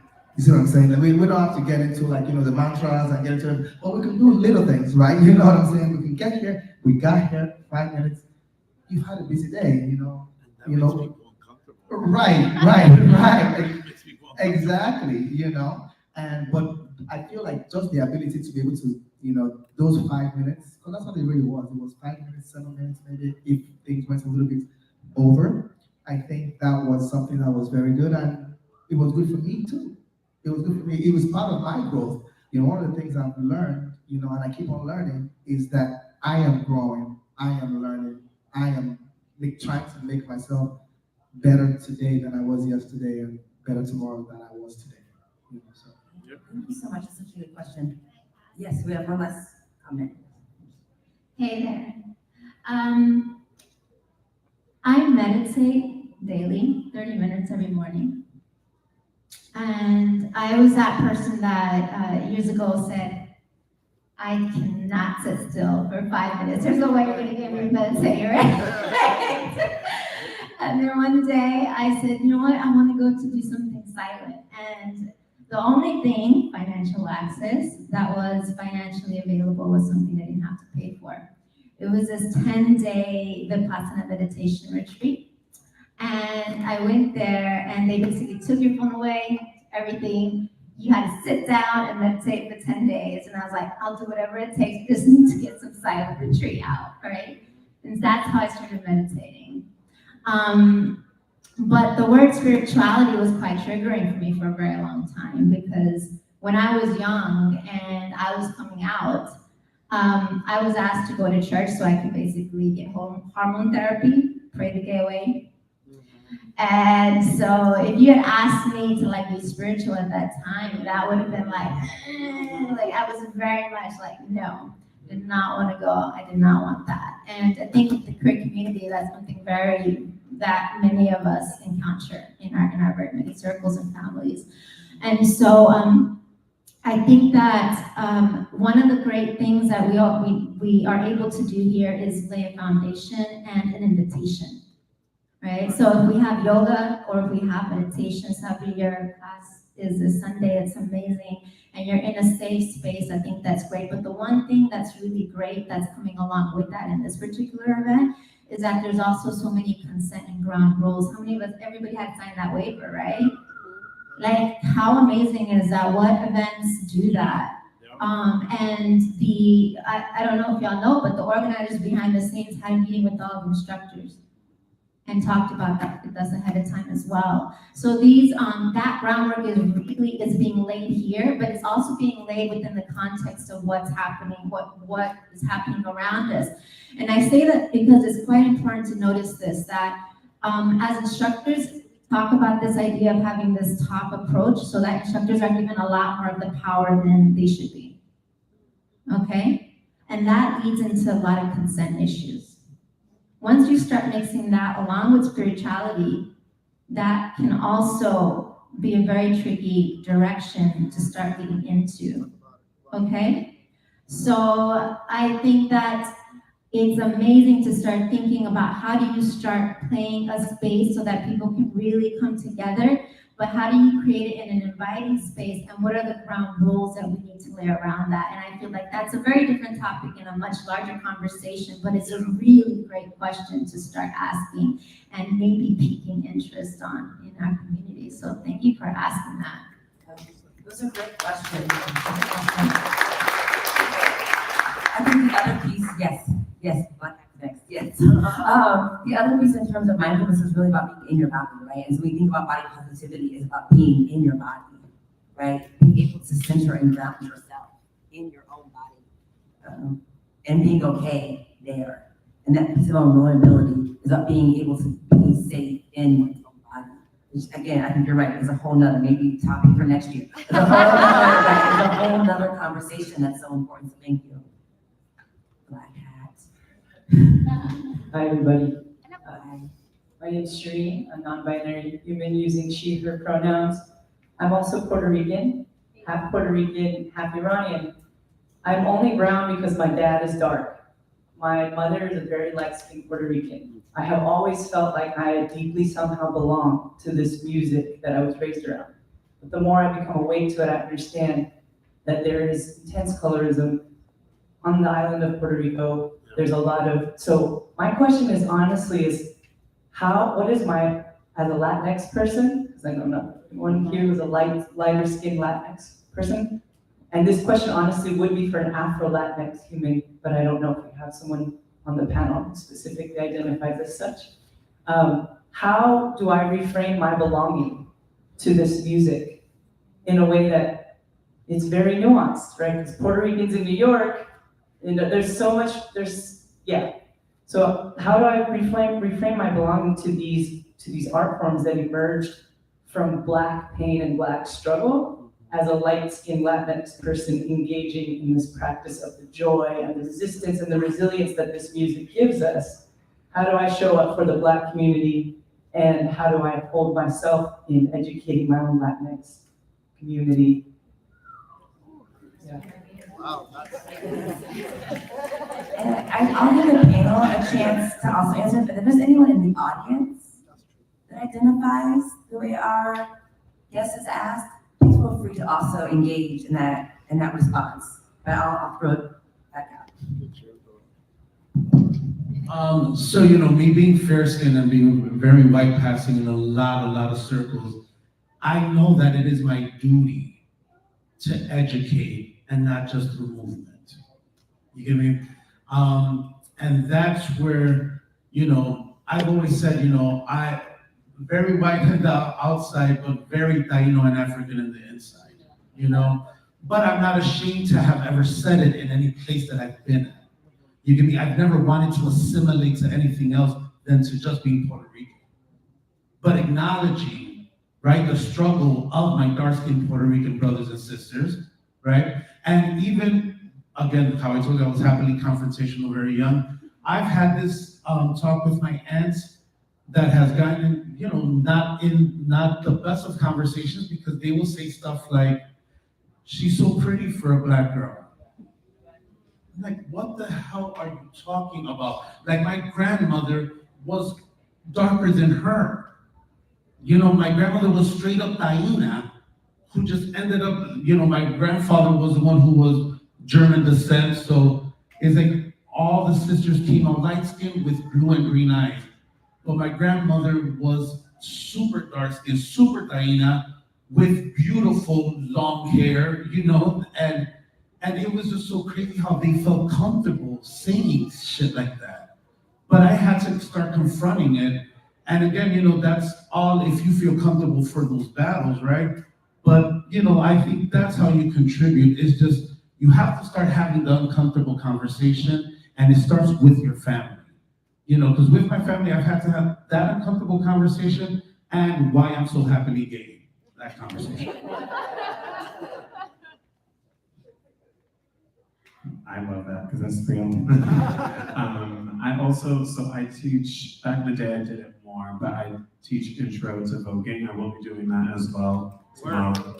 So I'm so excited, but kind of dig up my class. But what I will say is, I taught it a lot in Boston, and in Boston there's a lot of white individuals who will come to the class, and there's a moment where I don't want to scare people, but I make them feel awkward to know that this came out of pain. This came, like this style, at least with voguing, it was a sense of people coming together because the rest of the world didn't fucking like us. So it's one of those things where it's a community thing, and I remind people why they're doing it and where it's coming from.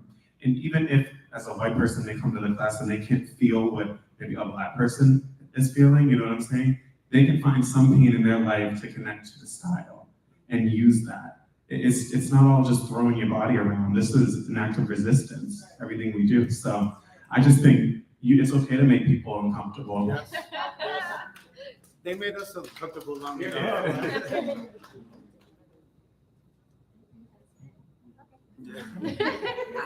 Okay, I think that's it. Okay. Well, wonderful. Thank you so much for the question. And yes. yeah, you throw pens in the future. I'm like, absolutely.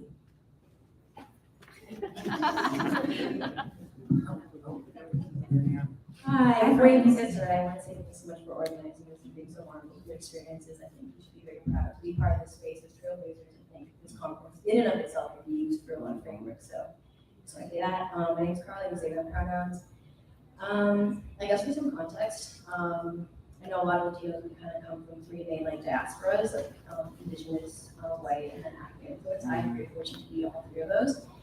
And for me, I think specifically salsa. I think as a multi-mixed race person, I also grew up in the whole MI in the community, so I think salsa for me was a great, my existence makes sense because, you know, salsa is, it's like the birth child of the pain colonization, and I really do hold a lot of like, I'm not gonna say I'm defensive about salsa, but like I'm very aware of its roots.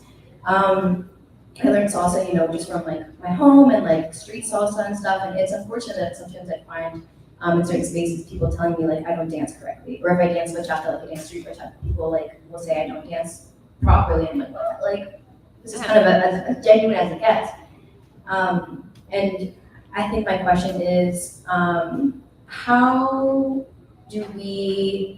I guess kind of going back to like sensationalization of like Latino culture. Everyone, I would have thought like Latino, like everyone wants to be Latino, and I find sometimes like that genre that was so like intimate from a soul perspective is now almost like metastasizing with, you know, globalization and white supremacy and capitalism. Like it is now becoming like there's no like kind of safe haven for its roots. How do we maybe keep those roots? And I would never say like gatekeeping, but how do we safe keep our own genre to stay?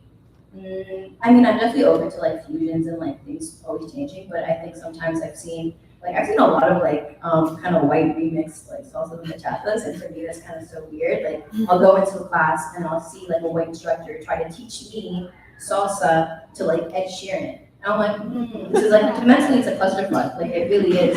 So it's my question, like how can we like protect the authenticity of our genres that, you know, have years of being in a certain way? So that's my question. My short answer is remind them that they are guests. Remind them that they are guests. My short answer is remind them that they are guests to your party.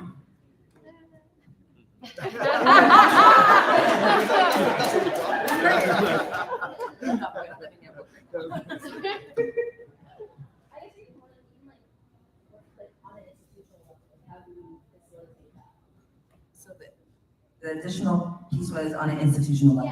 How do you begin to confront that? So countless studios. So top-down perspective, institutionalized shifts, not just like a one-on-one individual approach. Okay. So I do think that this comes back to this performance versus social dance understanding. That if you push the performance side of things, you're going to get, how fast can I do this? Yep. How complicated can I make this? How much Western technique can I add to it for lines and for like balletic approach and the extension and adding ballroom aspects to it. Like this is a social African dance, you know? And I think from top down that organizers need to hear your voice say that you want more social dance education. Teachers need to understand you want more social dance education. Teachers themselves need to be less critical of themselves of teaching basics. People go out there with the worst, most hideous technique and are trying to do triple spins and like, how many turns can I do? Like, I would die if you played the like drink every time they spin game. You know, like every performance, and like it has to be a respect for simplicity, for comfort, for understanding that everyone can dance. and not prioritizing this one top percent that is the like height of social media hype. And I think that it comes from the students of like, you have to say what you want to learn, because a lot of teachers think I need to make it complex or they won't come back. You need to tell festival owners that this is what I want more beginner classes, I want more focus on comfort and technique and social dance. I don't need this lifts and tricks class. I don't need how many spins, like prep. I want to comfortably have these dances. I want more history lectures. I want more music lectures. Like, you have a voice to say what you want to learn. Festivals create their lineup based on what you tell them. And if you are silent, they will create what they did last year that made them money. And so the top headliners will never change, and the classes will never change, and they will never focus on the fact that what you want to learn is that depth. It's not the shine, but you have to say that. And festival owners need to hear that, because all they hear is money, So we have to be the voice to say, I am interested in learning how to dance as an individual. I am interested in learning how to connect to this music. I want to know what they're saying in these songs when they're using the Yoruba language. I want more Afro-Cuban dancers in this lineup. I want more Black Afro-Cuban dancers in this lineup. I don't want to be learning this stuff from an Italian white woman. You have to say that, or they will bring her in. Because they do. So they have. That's what they think makes money. You have to tell them, I want to put my money somewhere else, or I'm not coming. Thank you. Okay, so again, let me see the hands. Let's see, two. These are our last two. Yes, I see you. So we got you. Yes. So I value the conversation so far, and I value your thoughts on body positivity. My name is Simone, street of pronouns. I'm curious, as a non-binary person, what body positivity means to you, and how you embrace that. So just want to hear your thoughts.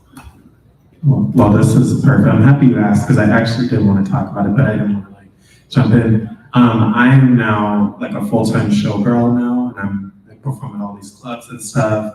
And you work with a lot of managers, but in these spaces, I'm mainly like the only trans Black girl, and so I come in and do what I do. And you have the managers, you see the crowd's reflection, they're all excited, they make their money, and then you have the managers coming at you saying things about your womanhood. So I've had managers come at me and say, go as far to talk about my boobs that are growing because I'm injecting hormones in my body every week, and commenting on that and saying that it looks weird, but then I go on stage and make them money. So when it comes to my body that is constantly changing because I'm going through puberty once again. Congratulations. Thank you. And she looks good. But it's one of those things that you make everybody money, and then they still have something to say at the end of the night at 2 a.m. when you've been busting your ass, and then have to wake up at 11 a.m. to do the same thing. And I would hear that time after time, and it would really break me. I would go upstairs, to my home and be like, do I look bad? I'm already feeling a little not confident. This is growing in. I'm not as this and that. And you start to question because of outside voices. What has helped me through that is kind of talking back to them. And like I said earlier, correcting in the moment, letting them know that it's inappropriate. And also recently I told a manager, I said, I don't need you, you need me. And I will walk out right now because I'll get in trouble anyway. That's how I kind of handle it. I think that they need bodies like us, and I just think that it's about standing up for yourself in those moments.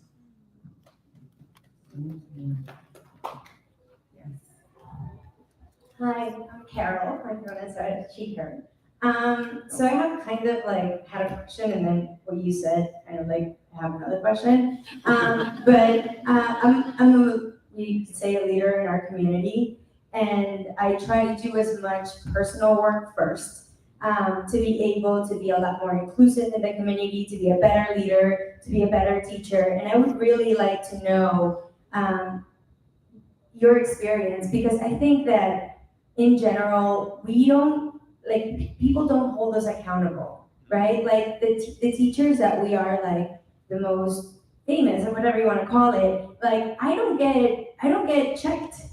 right? Like I have to check myself, and I have a team who texts me, and I constantly tell my girls, like, I'm open, like I know a lot of the things that I can say could be problematic. I'm learning, I'm trying to grow as well. But I don't see instructors at all being held accountable, right? And one, I want to know how, you know, as a leader, what are, you know, what can we do better? But also, I want to invite everybody to know that we need to hold our leaders accountable, right? Because not because they're amazing dancers or whatever, they should keep that position regardless of how they behave. Because there's a lot of leaders in our community that are not getting checked.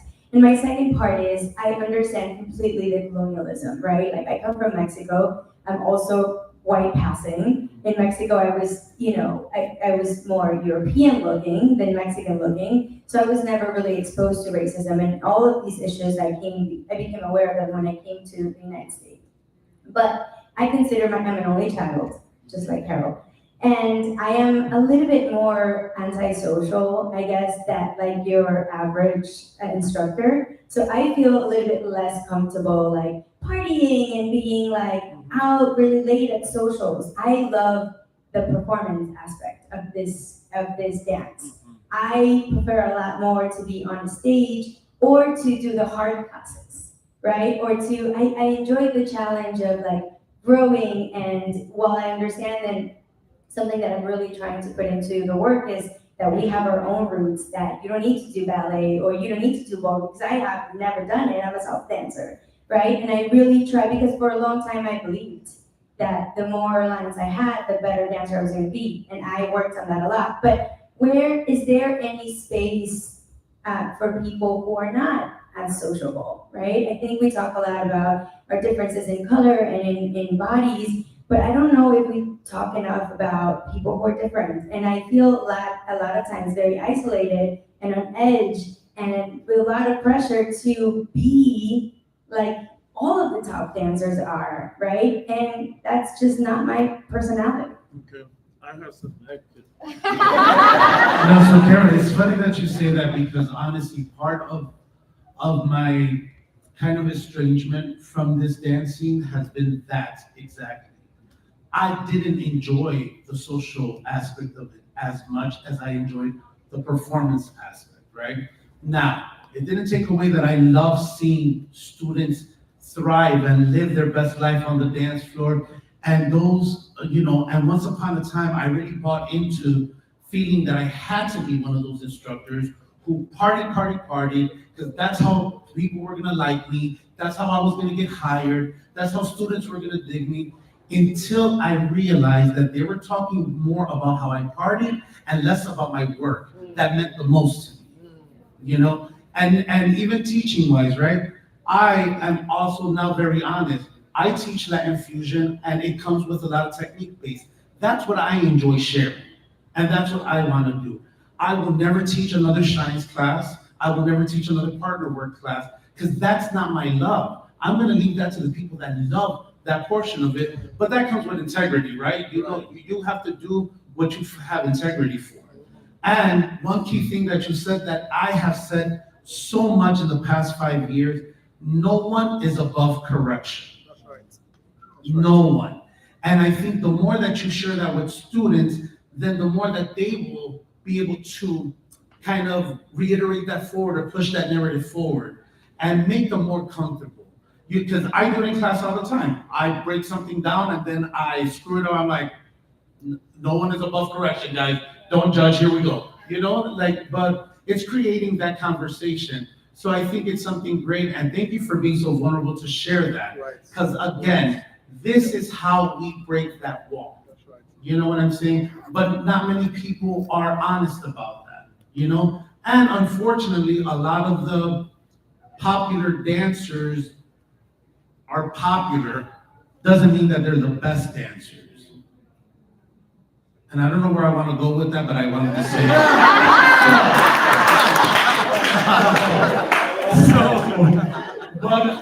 but Carol, I think it was great, and thank you for bringing that up, you know, because I really experienced that, and it's why I have been estranged.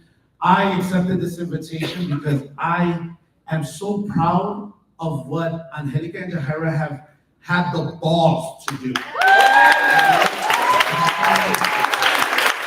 And as someone that grew up and started this career when none of this was accepted, I needed to come and support them and be part of this, even though this is not the world I live in anymore, but I have to give back to it. And that's why I'm so happy to be here, guys. So thank you.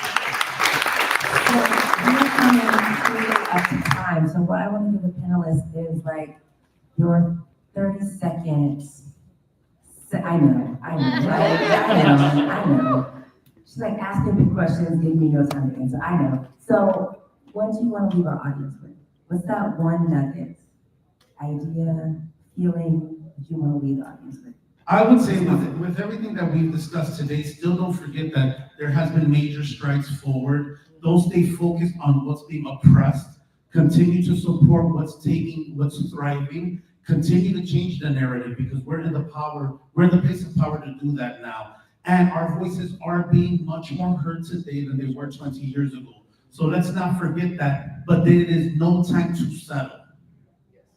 Okay? And again, I will repeat, don't think that none of this has nothing to do with you. It has everything to do with all of us.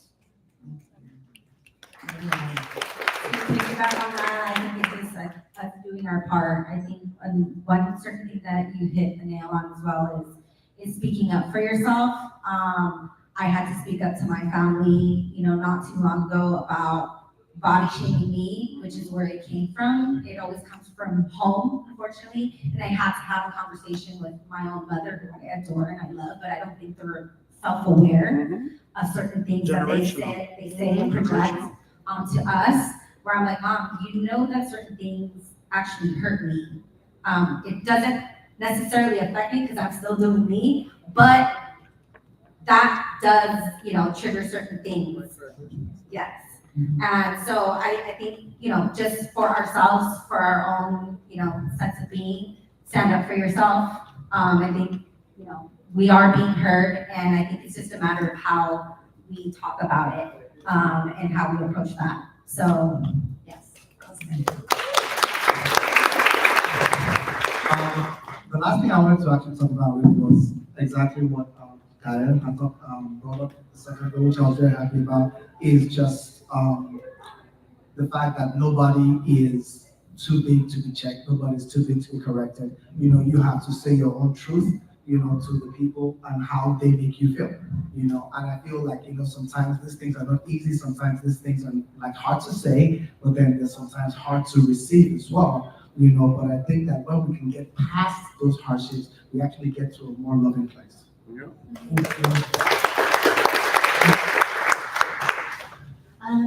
Yes, so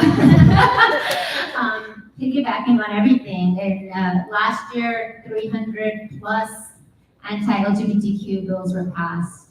So we live in a time where love is love. I came out before that, and it's still there. So don't turn a blind eye to that, but also at the same time, I want to remind us to check in on each other, not just when we need it, but at all times, to remember to care for one another, and remember that a lot of this work is very hard. Check in on yourself, check in on yourself, check in on yourself, and remember when you're walking into your spaces, that is so important, because how you show up for yourself is that inviting the light for others. Thank you. I'll say this, keep throwing those bricks. Because that's just so important. I mean, I always am giving and paying homage and tribute to everyone who came before me, to those mentors who taught me everything, both dance-wise and trans-wise. I gotta keep that ball rolling, but also taking care of yourself as well. And like I said, don't be afraid of just checking people and having those conversations. And like I said, it can be done in a kind way. And then for those who are bigots, that's when I get real loud. But it's like, and then sometimes don't even waste time on them. There's people, it's just over their head. But if there's someone who's willing to kind of hear what you gotta say, then that's who you can work with. So keep throwing those bricks.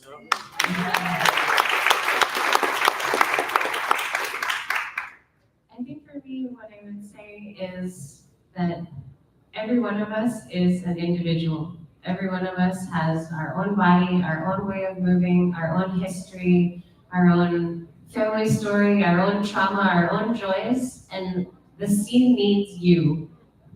It doesn't need you to be anyone else but you, and it needs your personal growth and commitment to community. Yep.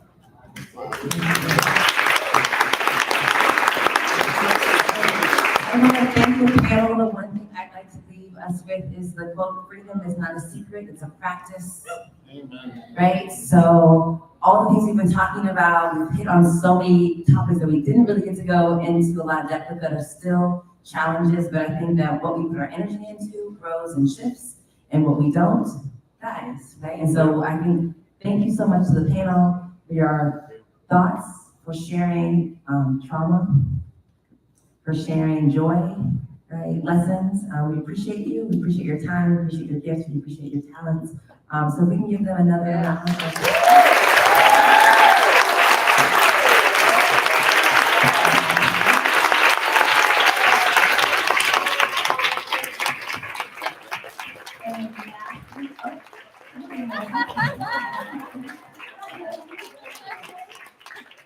Oh, yeah. And lastly, I want to thank Angelica and Jahida, which I'm not sure.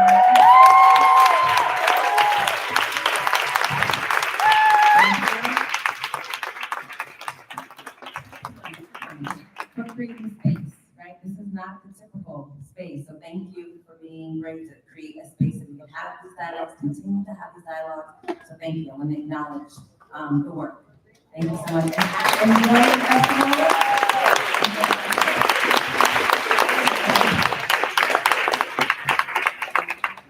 Thank you, everybody, so much. We will be transitioning. We need this room for tech.